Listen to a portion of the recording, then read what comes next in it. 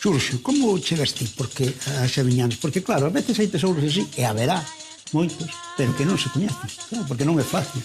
Pois mulleres como elas non sería fácil chegar a elas. Pois a maioría dos tesouros non se coñecen. Claro. Iso é o máis grave que nos pasa a nós na nosa terra.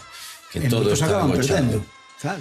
A maioría se perden e os que saen á luz, pois saen á luz porque puxo a súa atención un estranxeiro, como neste caso. Que é o caso, sí.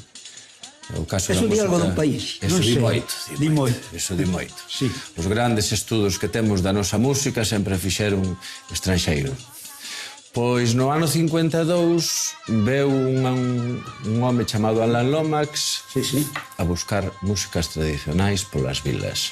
E pasou por Corcubión. En Corcubión atopou unhas mulleres, 3 irmáns e unha cuñada, xunto con un irmán gaiteiro, e pois tiñan un deses tesouros que agochaban daquela xa, porque xa non se facían ruadas, xa era o esmorecimento das ruadas ou das xuntas, como lle chamaban aquí, non? Esas reunións, pois lembraban perfectamente as músicas que se facían nesas ruadas, coa característica de que elas tamén ampliaron o seu repertorio con un repertorio de gaita vocal, se me permite dicilo, porque o seu irmán era gaiteiro e elas aprenderon a cantar as melodías da gaita incluso facendo as voces, o sea que era unha formación moi curiosa que tiñan elas.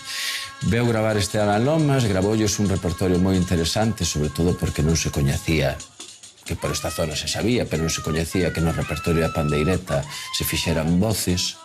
E estas grabacións pois estiveron agochadas 50 anos, ata que unha canadiana, esta Judith Cohen, recibiu un cargo de sacar esas grabacións á luz e de investigar un pouquiño o que tiñan arredor, non? Claro, a mí no inicio de todo isto me chama a atención Alan Lomas porque ven a Corcubión, porque claro, ele non sabe o que hai aquí.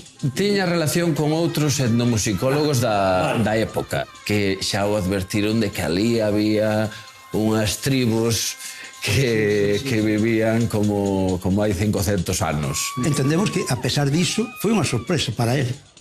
Sí, o que atopou. Porque non podía imaginar que o que iba a topar era desta magnitude, porque a nós non o parece. El quedou maravillado e nós, cando apareceron esas grabacións, ainda quedamos máis maravillados. Porque non é bastante inusual a maneira de enfrontarse á música destas mulleres. E, sobre todo, entendo, sin información académica de ninguna clase, claro. O delas é espectacular pola súa execución, polo seu poderío, por como eran elas, por moitos motivos era espectacular. Pero para nós, que fixemos traballo de campo recuperando estas músicas, 50 anos despois non tivemos oportunidade de gravar a xente nova cantando, sino que sempre gravamos os vellos. Foi como unha xanela ao pasado poder ver a estes vellos que nós estamos afeitos a escoitar, pero cando eran mozos, saber que diferenzas ou que similitudes hai da mesma persoa cantando hai 50 anos. E chegaste a coñecer, por menos algunha delas, non sei se eu coñecín as tres. As tres chegaste a coñecer. Xuntámolas 50 anos despois e tivemos a oportunidade de sentilas cantar e de sentir as súas historias maravillosas 50 anos despois, porque elas xa non cantaban.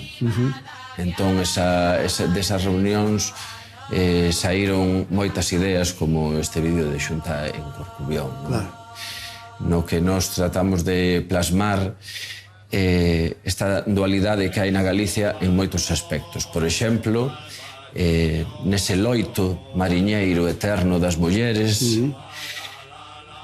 e nese desmadre que había nestas xuntas, nestas ruadas que se facían para amenizar os seráns, porque dentro dunha estrutura social ríxida, con unhas normas ríxidas, digamos que nas xuntas ou nas ruadas ou nos seráns había outros códigos diferentes, e o maravilloso era que se daba un espazo único nese momento para que houbera outra maneira de relacionarse. Claro. Entón, había esa dicotomía entre o social correcto polas rúas e o que pasaba na ruada. E a ti, no persoal, como te afectaron de alguma maneira conocer a esas mulleres? De repente, ti as tiñas escoitado a través da grabación de Lomas, pero de repente estar físicamente con elas, que foi para ti? Para mí foi moi emocionante coñecelas despois de ter ouvido a grabación. Claro. Por outro lado, fascinaronme as súas vidas. Son mulleres que fixeron a estrada de Corcubión coas súas mans. Estas mulleres traballaron facendo a estrada. Sí, sí. Estas mulleres cantaban e tocaban a pandeireta, criaban as súas familias, traballaban na estrada, traballaban axudando no mar se facía falta, tecendo as redes, e aí estaban como se foran unha persoa común, cando para min son superheroínas. Foron superheroínas pola vida que levaron. Claro que sí.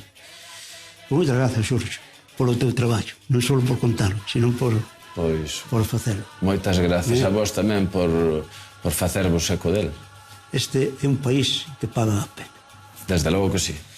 Saúde. Saúde.